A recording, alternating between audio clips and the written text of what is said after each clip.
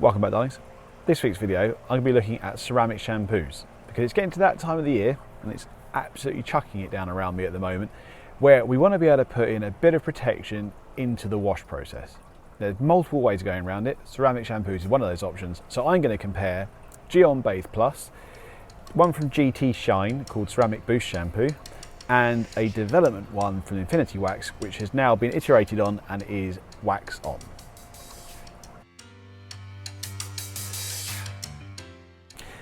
Okay, so these different products all solve the same problem, adding in a bit of protection during the wash process. We used to do this with wax shampoos or wax infused shampoos, but they were never particularly good. The ceramic element, and I put it in quotes, has meant we get better beading performance and a bit better longevity. So this is a good solution to that problem in terms of being able to do it as effectively and as efficiently as possible from a time perspective. Possibly not from a cost perspective, definitely not from a duration perspective, but let's see. So, main contender is Gyeon Bathe Plus. It's a very popular product. You use about 20 ml of that to 12 litres according to their instructions. The Infinity Wax Development Shampoo here, that uses about 50 ml to 15 litres. And the GT Shine one, you use 1 to 2 ounces, they say. So I've gone with the most, 2 ounces, which is about 60 ml. At 100 to 1 wash ratio, which means 6 litres. So a lot of product to a small amount of liquid. Now, I'm going to talk you through the wash process. Firstly, I need to clean the vans. I'm going to go and do the pre-wash now. As you can see, that's auto foam at 4% PIR, and that's been on there for about 5 minutes before I went on and did the contact wash. So what you're seeing here is just the rinse down of the pre-wash. So I wanted to really see and inspect the kind of latent water behaviour, and there isn't any. And auto foam is pretty free rinsing, within reason. There is no beading or sheeting going on here on this car at all at the moment. And you can see from here and on the roof, pretty flat, which means it's a good test bed for what we're trying to review.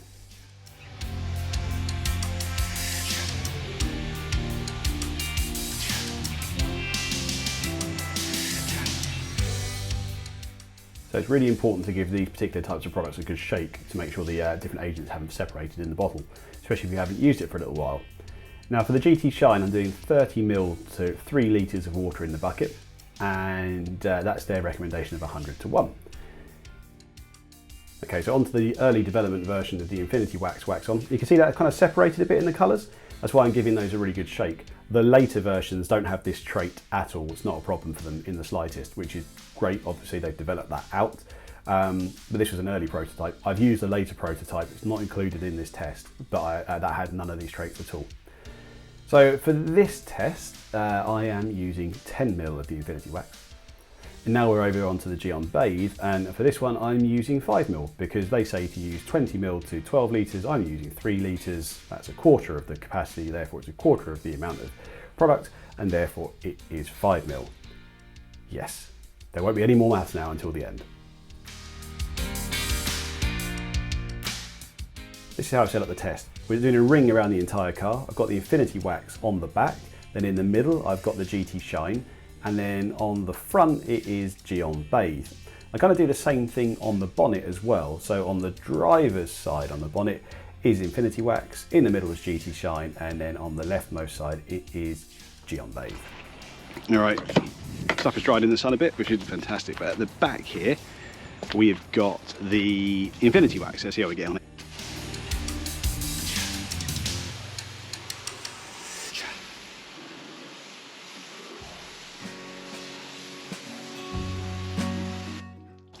Very nice. Let's have a look at the GT.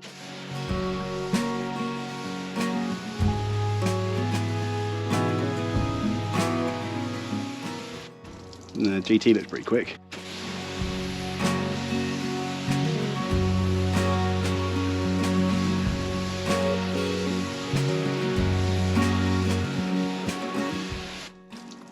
Bathe Plus looks the slowest of them lot, but we'll do a low pressure rinse in a minute. Let's go finish in the rest first.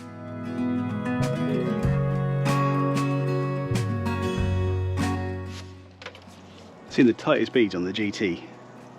Good sheeting though on the others. Let's turn our power down. rinsing.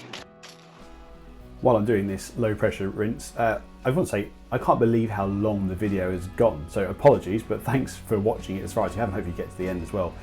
Let me know down in the comments if this sort of length is okay. Yeah, there's a clear distinction, I think, in the product. And the GT's got the most beading. Should be though, right?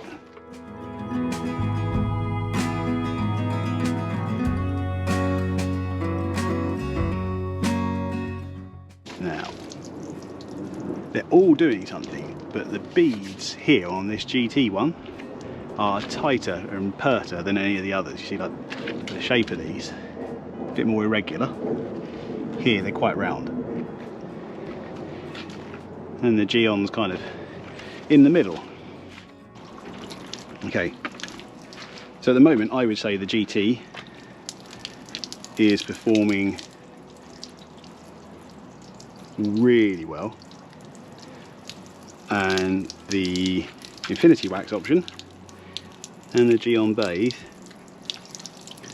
they're much of a muchness. What do you reckon? Looking over at the buckets, no suds left in all of them. They all dried off at the same sort of pace. I don't think there felt like there was any difference in slickness between any of them when I was doing it. I don't know if that's the case, we didn't feel like it. Clearly, that's got a lot more product in, so it should be performing better in that sense. That may be how they're getting a better performance out of the product. Don't know. Fast forward a couple of days, we had a few bits of rain. It's about 20 degrees ambient temperature, and this was in the morning, so you can kind of see that everything is beading a bit. There's obviously a little bit of dust in the car, but generally everything's been pretty hydrophobic. Now though, we are 9 weeks later, hasn't had a wash. You can see right in the middle here, that's where the GT Shine was. That's got the most hydrophobic. Obviously this is the bonnet. We've had some pretty rubbish weather, so there's been a lot of rain. I've done a bit of miles in the car. And then I've also had loads of Saharan dust that I haven't washed off at all. So the car, or the van, is really, really dirty from an atmospheric contaminants point of view. I wouldn't say it's got lots of road grime on it, but that's what we're seeing kind of clocking this up. And similar story on the roof as well. So there's definitely some beading going on still. Now we're into the GT Shine area. And as we gradually just pan our way down here towards the front, we get into the, past that bit there, we get onto the Gyeon Bathe. The side panels though were holding up very, very well. So the flat surfaces had struggled a bit, I would say, but the side panels had all been fairly consistent. Again, the GT Shine is the most beady of the lot, most hydrophobic. But you have to remember, it has got so much product in there that it really should be the most hydrophobic, even after this amount of time. So firstly, we must wash it. Now here I've got Kokemi Super Foam at 2% PIR going on, and that was left to dwell for about 5 minutes, as you can see here. Did any of the different shampoos on there reject it anymore? I can't see a huge difference here, can you? And then rinsing it off now, you don't want to see any like latent water behaviour underneath it, so we're rinsing away. Has the high alkaline nature of the super foam here stripped away and diminished the protection? I don't know. You can still see it has been rejected a bit. You know, there is drying and sheeting happening there, more than just like a naturally wet panel would. And the GT Shine is fighting it off. If we get a bit of a clearer view now, you can see those top parts near the logo really starting to shift the water. So still, the GT Shine has been the most long lasting, shall we say.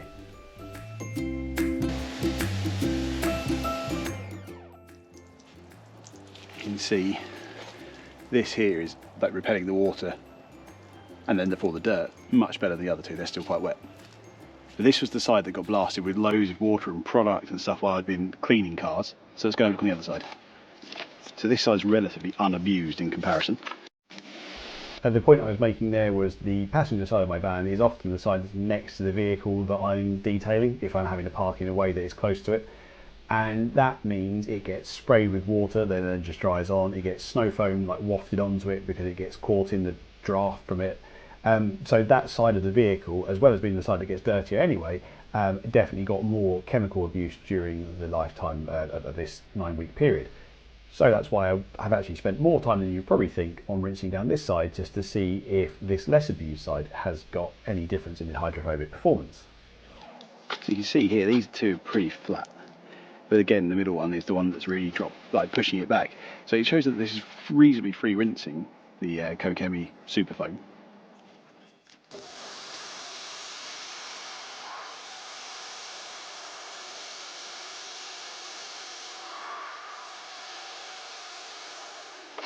Okay, much of a muchness on the top, and I'm not surprised. However, I'm looking at the edge here. The only bit that has any sort of water repellency, everything else is pretty stagnant. This is trying to repel stuff, is the GT bit in the middle. So that's an interesting one again, more consistent behaviour.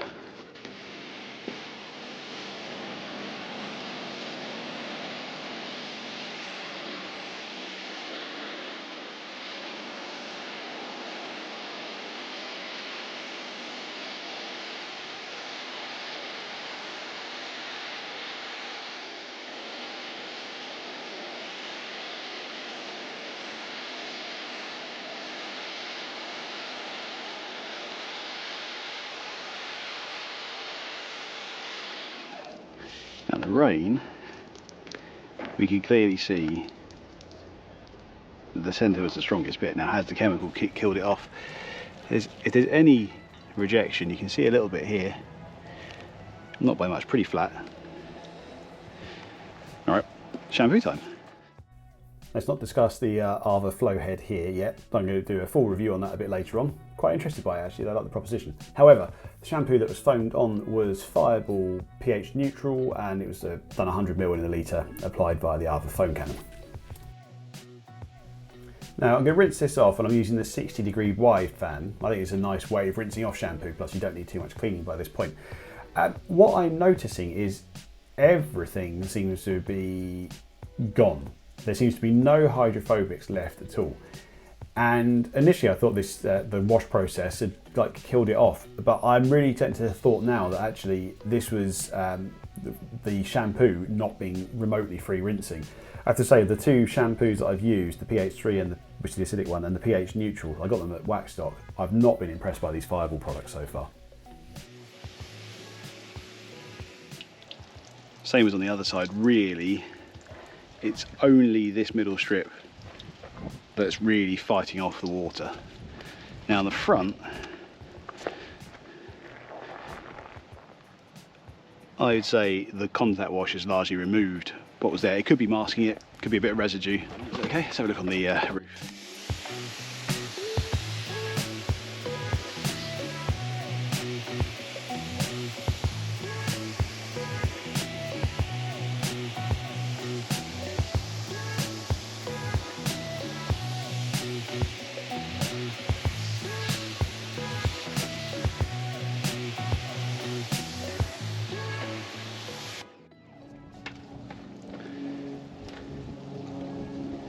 Now, the only hydrophobics I can see here are in line with this section. See?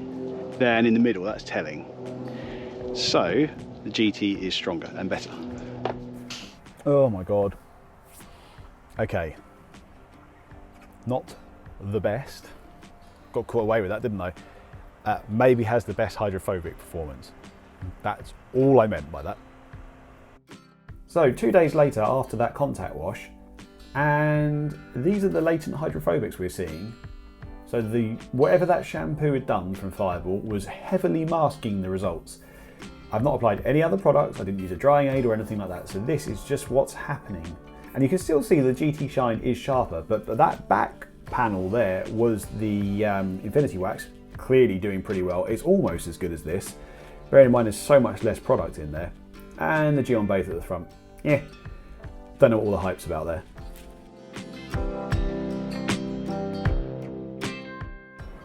Well then, that was interesting. I think you could clearly see that the GT Shine performed the best, but at that point, there's so much more product in there that there's no reason it could be anything but the best performing of all those products. I've made some notes on the cost per wash, which I thought would be interesting to you. And this is the bit that's really important, I think. For the GT Shine, you need 60ml, well, 30 to 60ml, but you mix it up at 100 to 1 ratio. So they were saying put 1 to 2 ounces in the bucket and mix it up at 100 to 1. The ratio is still going to be the same. So let's say you put in 60ml, you can make up 6 litres. If you put in 30ml, you're going to make up 3 litres. So it works out either way you do it. The thing is, it's £10 for 256ml, or no, 236ml, which means there's about 4p per mil in terms of cost. However, it only mixes up to 6 litres. You're going to need 12 litres. So really, to do a decent wash, possibly a bit more, but let's go with 12 for the sake of fairness. That means you've got 120ml, so you're only going to get 2 washes out of the bottle, which is an issue. And it also means that if you're using 120ml, it is going to be £4.80 per wash to get 12 litres of solution. That's incredibly expensive. Other end of the spectrum, you got Gyeon Bathe Plus, and that is 20ml of shampoo per wash to 12 litres of water. It's about 600 to 1. A 400ml bottle costs £16. You can have a litre bottle for 33, or a 4 litre one for, wait for it, 116. Whew. Either way, it's also about 4p per millilitre, but because the dilution ratio is so much lower, according to their instructions, it's about 80p per wash if you're mixing up 12 litres and you're using 20ml. Then you've got the Infinity wax on. Now, I didn't have obviously the final product, but you can only imagine it's this but better. And that works out at 50ml per wash, and that's about 15 litres of water, so it's about 300 to 1 ratio. Still with me? A 500ml bottle is £15, or a 5 litre bottle is £50, 50. Now that works out about, for the 500ml bottle, it works out 3p per mil, and using 50ml in a wash, you make up about £1.50 per wash. However, it's also available as trade, and the trade price for 500ml is £10 instead of 15, and for 5 litres, it's £36.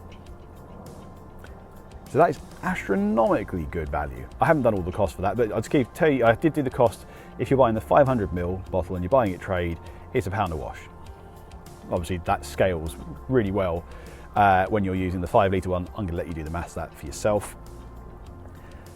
Ultimately then, what's been my recommendation out of these products?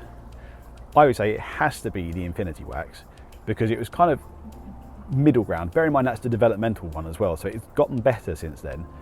I think the only reason the GT Shine was better was because so much product was in there, and it's better in terms of its hydrophobics, but it's too expensive. So is it better? I don't think so. And then finally, would I use any of these products? No. I still think a pure shampoo with a Lance applied or spray and rinse sealant is better value for money and performs better. It also means I get a better clean out of it as well.